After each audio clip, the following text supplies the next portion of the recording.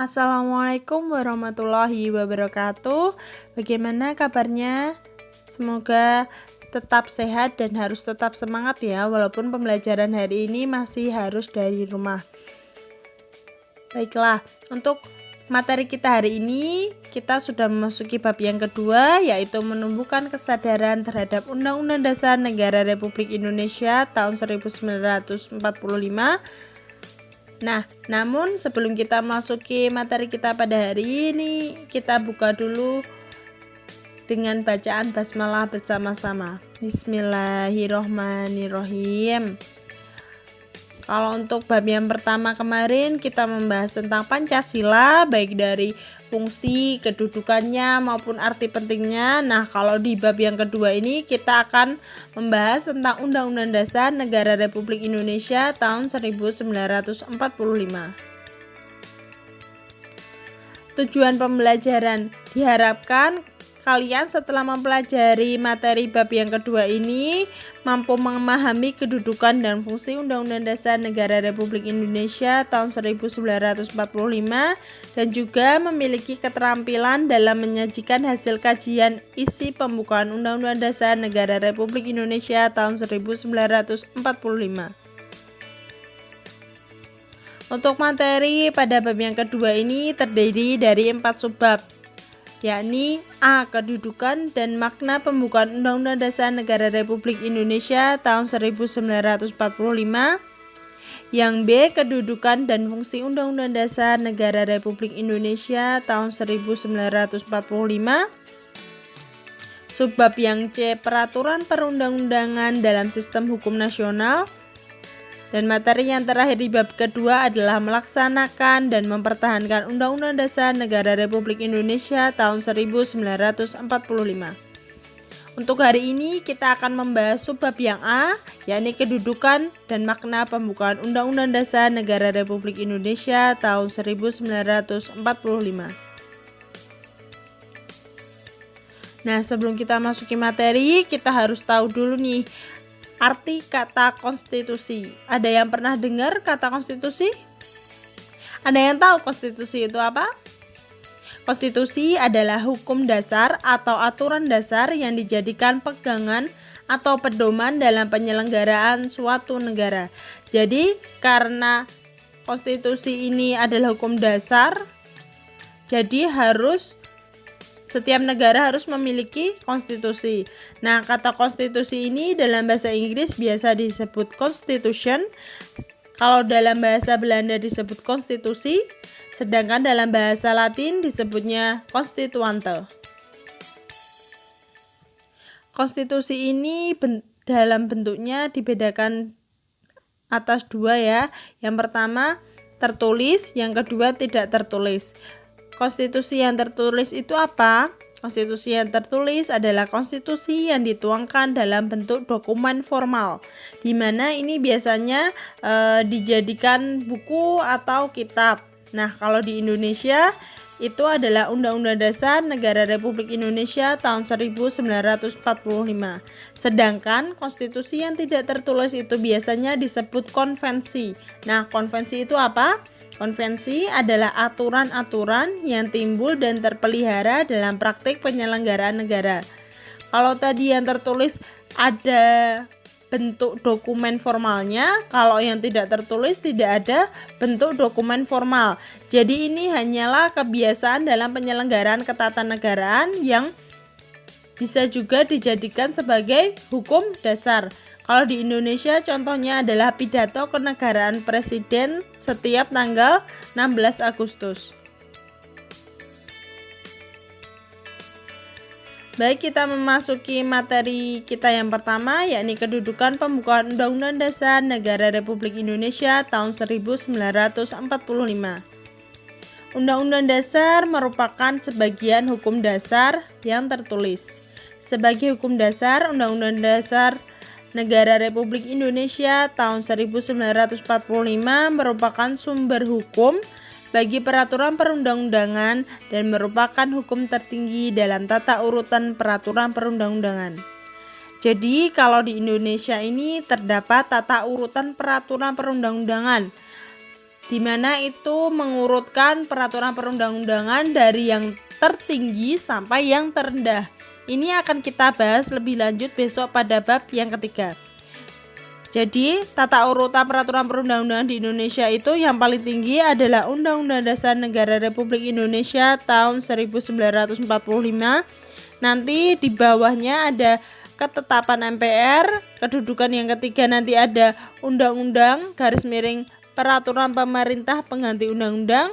Kemudian di posisi yang keempat ada peraturan pemerintah, yang kelima peraturan presiden, yang keenam peraturan daerah provinsi atau perda provinsi, dan yang ketujuh ada peraturan daerah kabupaten atau kota atau biasa disebutnya perda kabupaten atau kota.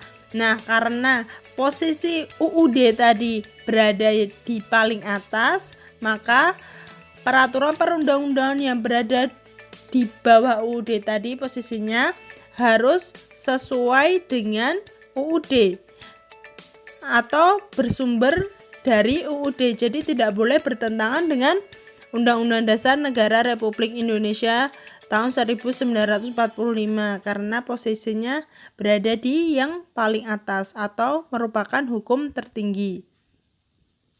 Kemudian, pembukaan Undang-Undang Dasar Negara Republik Indonesia tahun 1945 ini merupakan sumber dari motivasi dan aspirasi perjuangan dan tekad bangsa Indonesia. Pembukaan dan juga pasal-pasal dalam UUD itu saling berkaitan satu sama lain karena itu merupakan sistematika Undang-Undang Dasar Negara Republik Indonesia tahun 1945. Nah, ini terdapat perbedaan sistematika UUD dari sebelum amandemen yang sebelah kiri dan setelah amandemen yang sebelah kanan. Amandemen itu apa? Amandemen adalah perubahan. Jadi, yang sebelum amandemen ini adalah sistematika UUD sebelum adanya perubahan, terdiri dari 3 bagian. Yang pertama, pembukaan. Yang kedua, batang tubuh atau pasal-pasal, dan yang ketiga adalah penjelasan. Sedangkan setelah adanya amandemen atau perubahan hanya terdiri dari 2 bagian. Yang pertama pembukaan yang terdiri atas 4 alinea atau 4 paragraf, dan yang kedua adanya pasal-pasal. Jadi di sini sudah terlihat perbedaannya ya. Kalau sebelum adanya amandemen itu terdapat 3 bagian. Sedangkan setelah amandemen atau setelah perubahan itu ada 2 bagian, yakni pembukaan dan pasal-pasal. Nah, untuk saat ini kita menggunakan UUD yang mana? Kita menggunakan Undang-Undang Dasar yang setelah amandemen atau setelah adanya perubahan.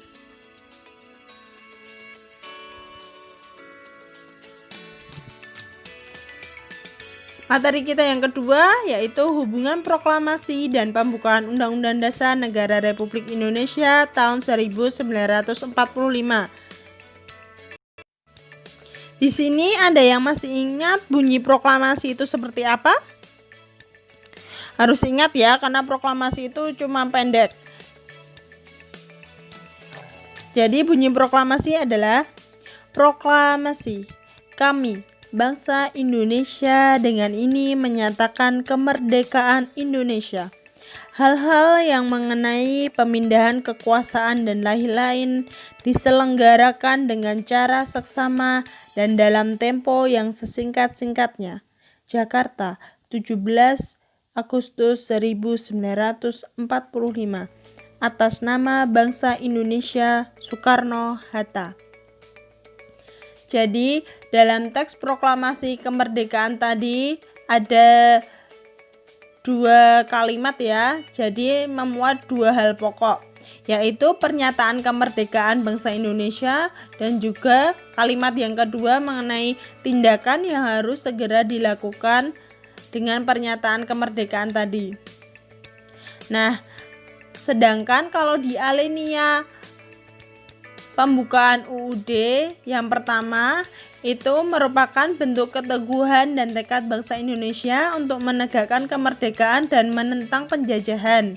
Di alinea kedua pembukaan UUD itu memuat alasan perjuangan kemerdekaan bangsa merupakan tekad yang bulat untuk menentukan nasib sendiri agar bebas dari kekuasaan bangsa lain atau terbebas dari penjajahan. Kemudian dipertegas dengan pernyataan kemerdekaan bangsa Indonesia yang merupakan berkat rahmat Allah yang Maha Kuasa dan didorongkan oleh keinginan luhur di alinea yang ketiga. Dengan demikian, pada dasarnya alinea pertama sampai dengan alinea ketiga pembukaan UUD merupakan uraian terperinci dari kalimat pertama proklamasi kemerdekaan. Sedangkan alinea keempat pembukaan UUD memberikan arah pertanggungjawaban terhadap pelaksanaan proklamasi kemerdekaan yang sesuai dengan isi pokok kedua proklamasi kemerdekaan, yaitu tindakan yang harus segera dilakukan bangsa Indonesia. Nah, antara lainnya yaitu dengan menetapkan Undang-Undang Dasar Negara Republik Indonesia tahun 1945 yang memuat pembukaan. Jadi, hubungan antara proklamasi dan pembukaan UUD adalah merupakan satu kesatuan yang bulat, di mana pembukaan dan proklamasi ini saling berkaitan satu sama lain. Makna yang terkandung di dalam pembukaan merupakan amanat dari proklamasi kemerdekaan, atau dengan kata lain, pembukaan Undang-Undang Dasar Negara Republik Indonesia tahun 1945 merupakan uraian terperinci atau penjelasan dari proklamasi kemerdekaan. Materi kita yang ketiga, pembukaan memuat pokok kaidah negara yang fundamental. Materi ini sebenarnya sudah ada atau termuat di modul pembelajaran luring kalian ya. Jadi di sini kita akan membahas sedikit saja. Perlu kalian ingat tadi, Undang-Undang Dasar Negara Republik Indonesia terdiri atas dua bagian. Bagian yang pertama pembukaan dan bagian yang kedua adalah pasal-pasal atau batang tubuh ya. Nah, antara pembukaan dan pasal-pasal itu kedudukannya berbeda. Jadi, pembukaan memiliki kedudukan yang lebih tinggi dari pasal-pasal UUD karena pembukaan merupakan pokok kaidah negara yang fundamental atau biasa disebut dengan Stats Fundamental Norm bagi negara Republik Indonesia. Nah, karena pembukaan merupakan pokok kaidah yang fundamental, itu alasannya karena memuat prinsip-prinsip negara seperti yang pertama, pokok-pokok pikiran yang diciptakan dan diwujudkan dalam pasal-pasal Undang-Undang Dasar Negara Republik Indonesia tahun 1945. Yang kedua, pengakuan kemerdekaan hak segala bangsa. Yang ketiga, cita-cita nasional. Yang keempat, pernyataan kemerdekaan. Yang kelima, kedaulatan rakyat. Yang keenam, tujuan negara. Dan yang ketujuh adalah dasar negara. Jadi di dalam pembukaan itu memuat 7 kaidah negara yang fundamental. Itu adalah alasan kenapa posisi atau kedudukan pembukaan itu lebih tinggi dibandingkan pasal-pasal dalam UUD. Nah, perlu kalian ketahui antara cita-cita nasional dan juga tujuan negara itu berbeda ya. Kalau cita-cita nasional itu adalah impian atau harapan yang ingin dicapai oleh suatu negara, baik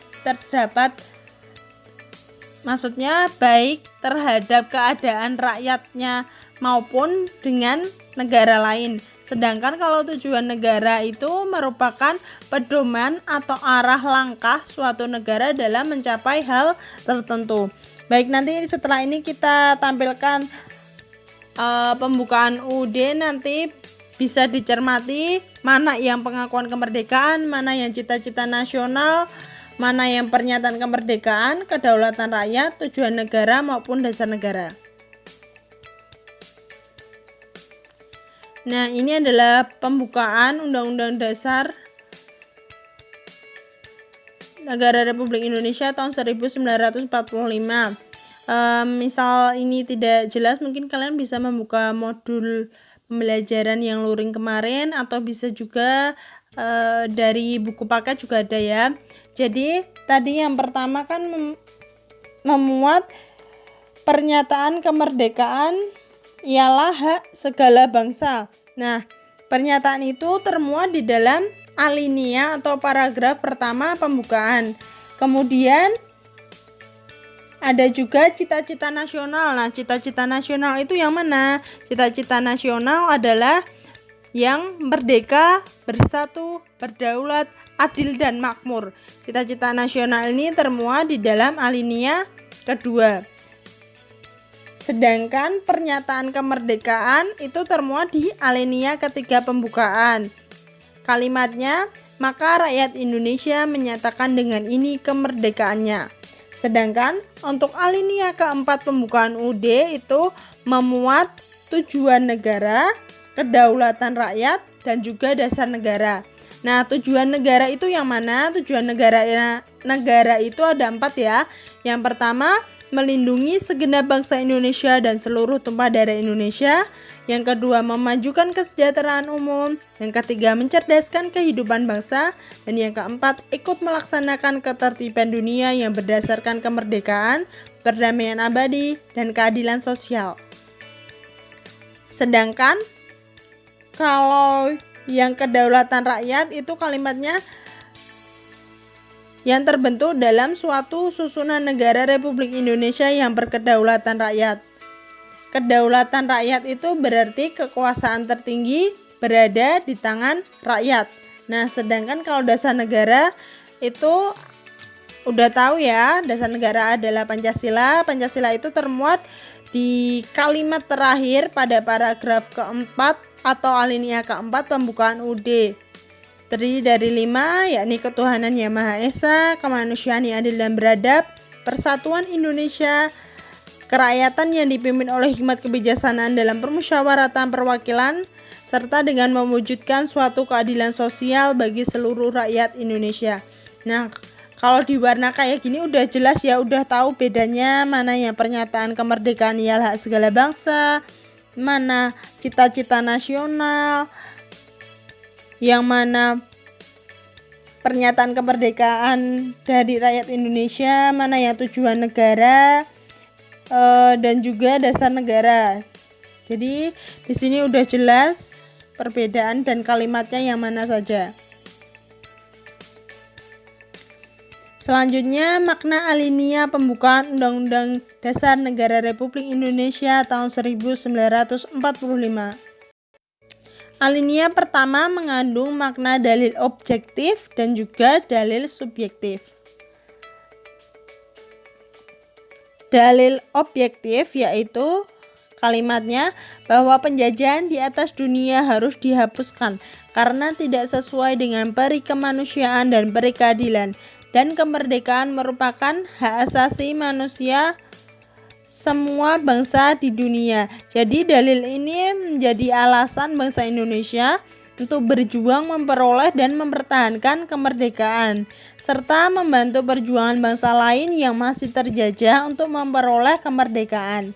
Karena penjajahan ini tidak sesuai dengan peri kemanusiaan, sebab memandang manusia tidak memiliki derajat yang sama.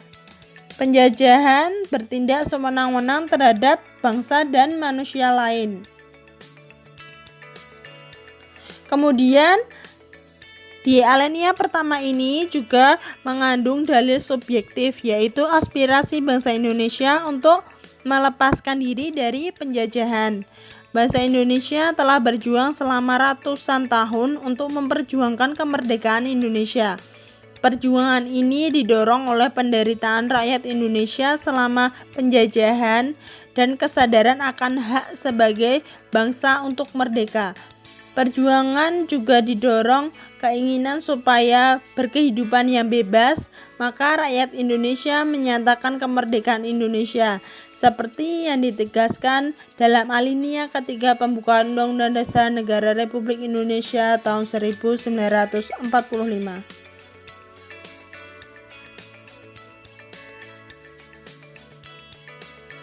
Alinea kedua mengandung makna menunjukkan kebanggaan dan penghargaan atas perjuangan bangsa Indonesia selama merebut kemerdekaan.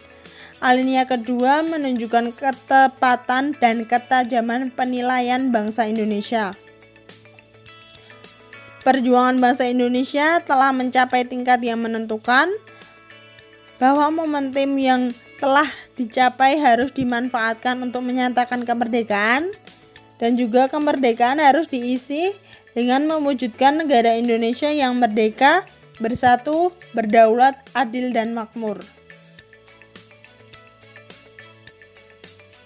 Alinea ketiga mengandung makna kemerdekaan yang dicapai oleh bangsa Indonesia itu bukan semata-mata hasil jerih payah perjuangan bangsa Indonesia saja, namun juga atas berkat rahmat Allah yang Maha Kuasa.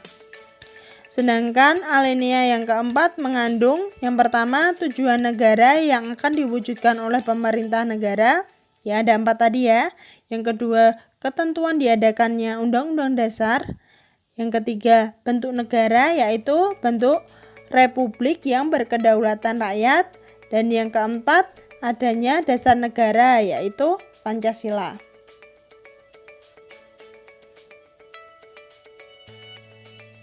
Cukup sekian materi kita pada hari ini. Untuk materi minggu depan kita akan melanjutkan materi yang subbab B ya, yaitu mengenai kedudukan dan fungsi Undang-Undang Dasar Negara Republik Indonesia tahun 1945. Kita akhiri pembelajaran kita pada hari ini dengan bacaan hamdalah bersama-sama. Alhamdulillahirobbilalamin. Wassalamualaikum warahmatullahi wabarakatuh.